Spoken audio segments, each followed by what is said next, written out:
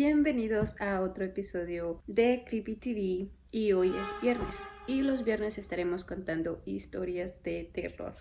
Muchas gracias por estar aquí y antes de comenzar me gustaría pedirte que si puedes darle un like, suscribirte al canal, que me ayudaría mucho para que otras personas como tú les gusta este tipo de contenido puedan encontrar este episodio o incluso otros episodios y el canal siga creciendo. Y sin más, vamos a comenzar con las historias.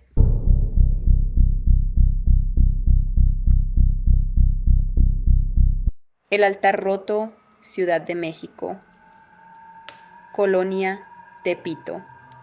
Mi primo Ernesto siempre fue de los que se ríen de todo, de los santos, de la Virgen, de los rezos que mi tía Concha murmuraba cada mañana antes de que el sol terminara de salir. Era el tipo de hombre que entra a una iglesia y lo primero que hace es buscar con quién reírse. No por maldad, decía él, por lógica, porque había estudiado 2 semestres de ingeniería y eso, según Ernesto, era suficiente para saber que no existía nada que la ciencia no pudiera explicar. Mi tía Concha tiene un altar de la Santa Muerte desde antes de que yo naciera. Una figura grande, de casi medio metro, con túnica morada y guadaña de madera pintada de negro. Le pone velas todos los martes, negras, blancas, a veces rojas cuando algo en la familia anda mal. Le lleva mezcal en un vasito de barro, flores de cempasúchil cuando es tiempo, cigarros aunque ella no fume. Le habla, le cuenta cosas, la llama madrina, con una familiaridad que siempre me pareció más tierna que extraña. Para mi tía, la Santa Muerte no era un símbolo, ni una decoración, ni una herejía. Era alguien de la casa. Esa noche de noviembre éramos como 12 en la sala. Fiesta sin motivo especial, de esas que nacen solas los fines de semana. El tema de la Santa Muerte salió porque alguien había visto una nota en el periódico sobre los altares en Tepito. Empezaron las opiniones, los comentarios, los que defendían y los que no entendían. Mi tía hablaba poco, pero escuchaba todo, con esa expresión suya de mujer que sabe cosas que los demás todavía no aprenden. Ernesto, que ya llevaba varias cervezas encima, se levantó del sillón y dijo lo que siempre decía, que todo eso era negocio, que le sacaban el dinero a la gente pobre con miedo disfrazado de fe, que si la Santa Muerte era tan poderosa que viniera a pararlo. Lo dijo con esa risa suya, abierta, sin malicia real, la misma risa con la que apagaba conversaciones enteras. Mi tía le dijo que se callara, con voz baja, con esa calma que es peor que un grito. Él no se calló. Se acercó al altar, tomó la figura con las 2 manos y la levantó. No la aventó, no la tiró de golpe. La soltó como si fuera un experimento, como si quisiera ver qué pasaba. La figura cayó al piso de madera y la guadaña se partió limpiamente en 2. El sonido fue seco, pequeño, ridículo para lo que vino después. El silencio que cayó en ese cuarto no era el silencio normal, de cuando algo se rompe y todos se quedan esperando la reacción. Era otro tipo de silencio, el tipo que sientes en el pecho antes de que truene. Mi tía no gritó, no lloró, no dijo nada, solo cerró los ojos. Y ese gesto me pareció lo más aterrador de toda la noche, porque mi tía Concha no era mujer de cerrar los ojos, era mujer de enfrentar. Ernesto se fue como a las 11, feliz, con sus llaves en la mano, sin entender por qué el ambiente había cambiado tanto. Le dije que se esperara, que yo lo llevaba. Me dijo que no, que el camino lo conocía de memoria. Me llamaron a la 1:40 de la madrugada. Accidente en la autopista México-Puebla, kilómetro 22. Ernesto había perdido el control, nunca supimos exactamente por qué. No había alcohol suficiente para justificarlo. La carretera estaba seca, no había otro coche involucrado. El coche dio 2 vueltas de campana y quedó en la orilla. Ernesto salió caminando. Ni un hueso roto, un corte en la frente, el susto encajado en el cuerpo. pero caminando. El asiento del copiloto, donde no iba nadie, estaba completamente aplastado. El techo había cedido exactamente sobre ese lado, como si un peso enorme hubiera caído ahí. Los paramédicos dijeron que si alguien hubiera ido sentado ahí, no habría sobrevivido. Nadie iba sentado ahí. Ernesto no habló en 2 semanas, no del accidente, no de nada. Cuando por fin abrió la boca, lo primero que dijo fue que necesitaba hablar con mi tía. Fui con él. Lo vi entrar al cuarto donde estaba el altar, todavía sin la figura porque mi tía no la había reemplazado, y arrodillarse en el piso con una torpeza que nunca le había visto. Lloró. No dijo muchas palabras, pero las que dijo las decía hacia el espacio vacío donde había estado la Santa Muerte, no hacia mi tía. 3 días después llegó con una figura nueva, más grande. La había comprado en el mercado de Sonora. Había preguntado cómo limpiarla, cómo presentarla, qué decirle la primera vez. La colocó él mismo en el altar. Le puso una vela blanca. Se quedó un momento en silencio. Desde entonces, Ernesto es el que le pone las velas todos los martes, sin falta, sin importar si tiene trabajo, si está enfermo, si está de viaje. Una vez le pregunté por qué. Me miró un momento antes de contestar. Porque esa noche en el coche no iba solo, dijo. Y lo que estaba en ese asiento no me miraba con coraje. Me miraba como quien ya sabe cómo va a terminar todo, y me estaba dando chance de elegir. No le pregunté más. Algunas respuestas son suficientes. La deuda, que no era mía, Monterrey, Nuevo León. Yo no era devota, ni siquiera era creyente, no del todo. Creía en Dios de la manera en que uno cree en el oxígeno, sin pensarlo, sin agradecerlo, sin siquiera notar que está ahí. Mi mamá rezaba el rosario cada noche y yo lo escuchaba desde mi cuarto como quien escucha lluvia, sin prestarle atención real, solo sabiendo que el sonido está. Trabajaba en una farmacia del centro de Monterrey, turno de noche. Era marzo, hacía ese frío raro que a veces llega tarde al norte, y yo llevaba 3 semanas sin dormir bien porque mi mamá estaba en el hospital con algo en el pulmón que los doctores todavía no terminaban de nombrar. Llegaba a la farmacia cargando ese peso, lo ponía detrás del mostrador junto a mi bolsa y atendía como podía. El gerente decía que yo era su mejor empleada del turno nocturno, porque nunca llegaba tarde. La verdad es que prefería estar ahí que en casa escuchando el silencio que deja una persona enferma. Era un miércoles, serían las 11:30 de la noche. No había clientes desde hacía como 40 minutos, y yo estaba contando cajas de paracetamol para el inventario cuando escuché la puerta. No levanté la vista de inmediato. Esperaba al velador de enfrente, que a veces pasaba a comprar chicles. Cuando levanté la vista, ya había cerrado el seguro. Era un hombre de unos 30, sudadera oscura, gorra, los ojos moviéndose por todo el local con esa rapidez que no es curiosidad, sino cálculo. Tardé un segundo en entender lo que estaba viendo. Ese segundo fue suficiente para que él llegara al mostrador y pusiera algo frío contra mi mejilla. No voy a describir ese miedo porque no tengo palabras que le hagan justicia. Solo sé que el cuerpo lo entiende antes que la cabeza, que las piernas dejan de ser piernas y se vuelven algo menos, que la mente va a lugares extraños. Yo pensé en mi mamá, en que si algo me pasaba esa noche, ella no iba a tener quien la llevara a sus citas. Pensé en eso, no en mí, en ella. Y fue en ese momento, con ese pensamiento, cuando vi la figura. La dueña de la farmacia, la señora Amparo, tenía una Santa Muerte pequeña en el estante de las vitaminas. Una figurita de plástico de no más de 20 centímetros, con un rosario rojo enredado en la mano y una túnica blanca que el tiempo había puesto amarillenta. Yo la había visto cientos de veces sin verla de verdad. Esa noche la vi. No sé cómo explicar lo que pasó después sin que suene a exageración, sin que parezca que estoy inventando detalles para hacer la historia más dramática. Pero juro por mi madre enferma, que es lo más sagrado que tengo, que la miré y sentí que me miraba. No se movió, no brilló. No pasó nada que una cámara hubiera captado, pero la temperatura del cuarto bajó de golpe, de la manera en que baja cuando abres un cuarto que lleva mucho tiempo cerrado, y el hombre lo sintió.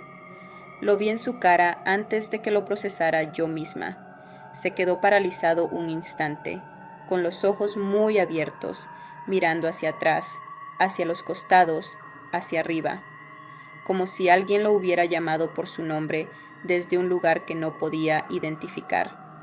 Soltó lo que traía, abrió el seguro de la puerta y salió corriendo sin decir una sola palabra. Yo me quedé sin moverme durante lo que debieron ser 10 minutos. Después me senté en el piso, detrás del mostrador, y ahí me quedé otro rato. Cuando pude pararme, lo primero que hice no fue llamar a la policía. Lo primero que hice fue ir al estante de las vitaminas y tomar la figurita con las 2 manos. Estaba fría, mucho más fría que el resto del local, como si ella hubiera absorbido el frío del cuarto, o como si viniera de algún lugar donde la temperatura es otra. Me quedé ahí, sosteniendo esa figurita de plástico de 20 pesos, y le hablé. No sé qué dije exactamente. Creo que dije gracias. Creo que dije que no sabía nada de ella, pero que iba a aprender. Que tenía mi respeto, que tenía mi fe, aunque todavía no supiera bien qué forma tenía esa fe. Al día siguiente, antes de ir al hospital a ver a mi mamá, fui al mercado y compré mi primera figura. Le puse velas blancas porque leí que el blanco es para la salud. Le di agua en un vasito transparente. Le puse una flor que arranqué de la maceta de mi vecina, porque era lo único que tenía. Mi mamá salió del hospital 14 días después. Los médicos dijeron que la respuesta al tratamiento había sido mejor de lo esperado. No le atribuyo eso a nada sobrenatural. Tal vez fue la medicina, tal vez fue el tiempo, tal vez fue que mi mamá es más terca que cualquier enfermedad. Pero esa noche en la farmacia sí fue algo que no tiene explicación que me convenza, y eso es suficiente para mí. Han pasado 8 años. Mi altar ha crecido. Tengo 3 figuras ahora, en distintos colores, cada una con su intención. Le hablo todos los días, no solo cuando necesito algo. Le cuento mi semana como le contaría a una amiga. Le digo cuando estoy bien, le digo cuando no. Lo que encontraron en el panteón de Mixquic. San Andrés, Mixquic, Estado de México. Mi abuela me contó esta historia una sola vez. Fue la última noche que pasé en su casa, antes de que yo me casara y me fuera al norte. Estábamos en la cocina, muy tarde, con el tejido ella y yo con el café. Y de la nada me dijo que había algo que quería que yo supiera antes de que me fuera lejos, que no lo repitiera, que algunas historias son como semillas, solo germinan en la tierra correcta, a la hora correcta. Mi abuela ya no está, y yo creo que yo soy la tierra correcta para esta semilla, así que la cuento. Era noviembre de 1963. Mi abuela tenía 23 años y vivía en San Andrés Mixquic con su familia, en una casa de adobe a 2 calles del panteón. El Día de Muertos en Mixquic no era lo que es ahora. No había turistas, no había fotógrafos, no había artículos en revistas de viaje. Era una cosa íntima, pesada, real. Las familias llegaban al panteón desde la tarde del primero, limpiaban las tumbas con escobas de palma, ponían velas en vasitos de vidrio, armaban ofrendas con lo que tenían. Había un silencio particular en ese lugar esas noches que mi abuela describía como el silencio de algo que escucha. Dolores era una mujer del pueblo. Mi abuela no la conocía bien. Vivía sola en una casa al fondo de una calle sin nombre, desde que su hijo Aurelio había muerto de fiebre 3 años antes. Tenía como 45 años, pero parecía más vieja, de esa vejez que no da el tiempo sino el dolor. La gente del pueblo la respetaba sin quererla del todo, como se respeta a alguien que carga algo demasiado pesado para mirarlo directo. Esa noche Dolores llegó al panteón cargando algo envuelto en manta negra. Tardó en desempacarlo. Cuando lo hizo, mi abuela dijo que se escuchó un cambio en las conversaciones a su alrededor, no un grito, no un comentario en voz alta, sino ese murmullo que hace la gente cuando ve algo que no esperaba. La figura era enorme, casi del tamaño de Dolores misma. Túnica negra, guadaña real de metal oxidado, la calavera mirando hacia arriba como si estuviera viendo algo en el cielo que los demás no podían ver. Nadie preguntó de dónde había salido. En Mixquic esa noche no se preguntaban ciertas cosas. Dolores la colocó junto a la tumba de Aurelio y empezó a prender velas. Tantas velas que la tumba se veía desde la entrada del panteón como una hoguera pequeña y tranquila. Las prendía con calma, una por una, murmurando algo entre dientes que nadie alcanzaba a escuchar. Mi abuela estaba 3 tumbas más allá y podía ver su perfil iluminado por la cera, la boca moviéndose, los ojos abiertos y fijos en la figura, las manos sin temblar. A medianoche, la mayoría de las familias ya se retiraba. Era costumbre quedarse hasta la medianoche y luego dejar que los muertos terminaran la noche solos. Mi abuela buscaba a su mamá para irse cuando notó que Dolores seguía ahí, sentada en el suelo frente a la figura, con las rodillas dobladas y las manos sobre el regazo. Fue a acercarse para decirle que ya cerraban, que era tarde, que si quería la acompañaban a su casa. Se detuvo a unos 4 metros. Dolores estaba hablando, no en voz alta, pero tampoco en susurro. Era una voz de conversación normal, como la que usamos cuando le contamos algo a alguien que está sentado frente a nosotros. Y había pausas, pausas donde Dolores callaba y escuchaba, con la cabeza levemente inclinada, como quien espera que terminen de hablar para tomar su turno. Mi abuela dijo que tardó varios segundos en entender lo que esas pausas significaban, que hubo un momento exacto, concreto, en que su cerebro procesó la información y se le fue el calor del cuerpo de golpe. En las pausas de Dolores, algo contestaba. No era voz de mujer ni de hombre, era algo más abajo que eso, más adentro, como el sonido que hace el viento cuando pasa por el hueco de una pared vieja o por el cuello de una botella vacía. No venía de ningún lado específico, no venía de la figura, no venía del suelo, no venía del aire. Venía de todas partes al mismo tiempo, o de ninguna. Mi abuela no pudo entender las palabras, pero entendió el tono sin equivocarse. No era amenaza, no era advertencia, era conversación. La conversación fácil, sin formalismos, de 2 personas que se conocen desde hace mucho y no necesitan explicarse. Mi abuela se fue sin decir nada. No lo contó esa noche, no lo contó en mucho tiempo. Dolores murió 3 semanas después. El médico del pueblo dijo que había sido el corazón, que llevaba tiempo débil, que era su hora. La encontró su vecina una mañana en cama, con las manos sobre el pecho y una expresión que la vecina describió, según mi abuela, como de quien acaba de escuchar algo que esperaba oír desde hace mucho tiempo. Tranquila, completa. Lo que nadie pudo explicar fue lo que había junto a su cama. La figura de la Santa Muerte, la misma enorme, con la guadaña de metal, envuelta antes en manta negra, estaba en su cuarto. Nadie del pueblo tocó la figura, la dejaron ahí, en la casa de Dolores, que quedó vacía pero con la puerta entreabierta por si alguien necesitaba entrar. Mi abuela pasó por ahí una vez, meses después. Se detuvo en la banqueta y miró hacia adentro desde la calle. La figura seguía ahí. Y la vela, dijo mi abuela, seguía encendida. Le pregunté si era posible que alguien del pueblo la mantuviera prendida en secreto, que fuera una especie de devoción colectiva y anónima.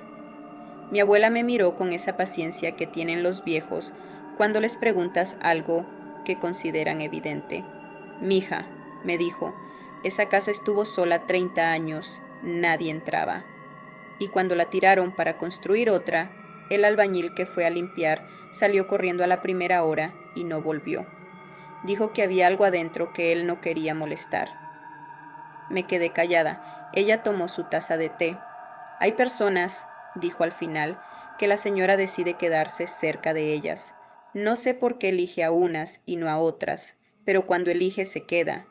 Y eso, agregó, sin mirarme, no es cosa de tener miedo, es cosa de tener respeto.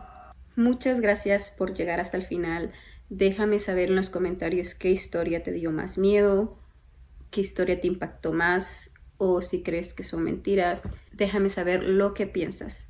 Y si te puedes suscribir, darle like, me ayudaría mucho, mucho, mucho para que este canal siga creciendo y te pueda seguir trayendo historias que te gusten. Y si tú tienes una historia de terror, no es necesariamente que sea paranormal, me la puedes mandar. Te dejaré el email acá abajo en la descripción para que me mandes tu historia. Muchas gracias y nos vemos en el próximo episodio. Bye bye.